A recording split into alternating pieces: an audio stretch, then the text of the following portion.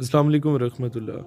پاکستان کے majority of the dramas میں آج کل یہ چیزیں انٹروڈیوس ہونا شروع ہو چکی ہیں کہ بیک گراؤنڈ میں کسی نہ کسی بھگوان یا بدھا یا کسی سکھ یا کسی بت کی تصویر بنی ہوتی ہے۔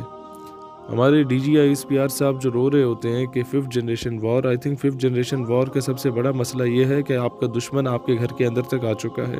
اس نے اپنا بھگوان، اپنا بدھا تو آپ کے گھر تک بھیج دیا، اور آپ کون سی 5th جنریشن وار کی بات کر رہے ہیں؟ مزید آگے چلتے ہیں تو یہ وہی چیزیں ہیں جو کہ ہمارے لاشعور سے شعور تک آتی ہیں۔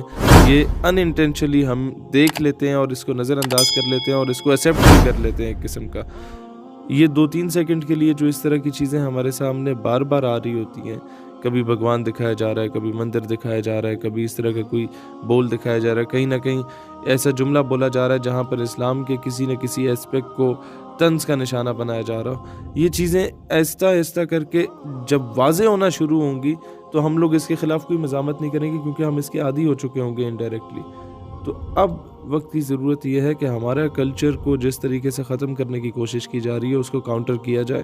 جس طریقے سے ہمیں بچپن میں ہی کتابوں میں دکھا دیا جاتا تھا کہ نیم بھرنا کپڑے پہنے ہوئے ہیں مردوں نے اور عورتوں نے، اور یہ جناب بیچ پہ جا رہے ہیں، یہ جناب یہ کر رہے ہیں، یہ جناب وہ کر رہے ہیں، یہ ساری چیزیں ہمارے اندر لاشعوری طور پہ بٹھا دی گئی تھیں۔ ہم لوگ جب یہ جتنے بھی ایلیٹ کلاس کے بچے اسکولوں میں جاتے ہیں تو وہ پہنتے ہی وہ نکر شرٹ تھے، اور یہ لاشعوری طور پہ ان میں وہ شرم اور حیا کا ایلیمنٹ ویسے ہی ختم کر دیا گیا تھا۔ اسی لیے ہمیں یہ چیزیں اس وقت بری نہیں لگتی تھیں، اور 90% لوگوں کو اب بھی وہ چیزیں بڑے ہونے کے بعد بھی بری نہیں لگتی، کیونکہ ان کے لاشعور میں یہ چیزیں بیٹھ گئی ہیں کہ جناب یہ بالکل درست ہے۔ اسی طریقے سے ہمارے کلچر کو، ہمارے ٹریڈیشنز کو، ہمارے نارمز کو تباہ کیا جا رہا ہے، اور ہماری قوم بالکل سوئی ہوئی ہے۔ یہ کہہ رہی ہے جی بھارت کے ساتھ جو ہے ہم جنگ کرنے کو تیار ہیں، جنگ یہ خسرے نہیں کر سکتے، ان میں جرت، ہمت، بقا، استقامت اس طرح کی نہیں ہے۔ یہ شرابی کبابی جو آ کے آپ کے حاکے میں وقت بن جاتے ہیں، they are not that much capable. کم از کم نظریاتی جنگ جو ہے وہ اس قوم نے کرنی ہے۔ نظریاتی جنگ اس طرح کریں کہ جس طریقے سے آپ کی فوج کی ذمہ داری ہے کہ بارڈر پہ حفاظت کرے پاکستان کی، اسی طریقے سے آپ پاکستانیوں کی ذمہ داری ہے کہ پاکستان کی آئیڈیولوجیکل باؤنڈریز کی حفاظت کریں۔ No one should be able to speak against Islam and Pakistan in front of you.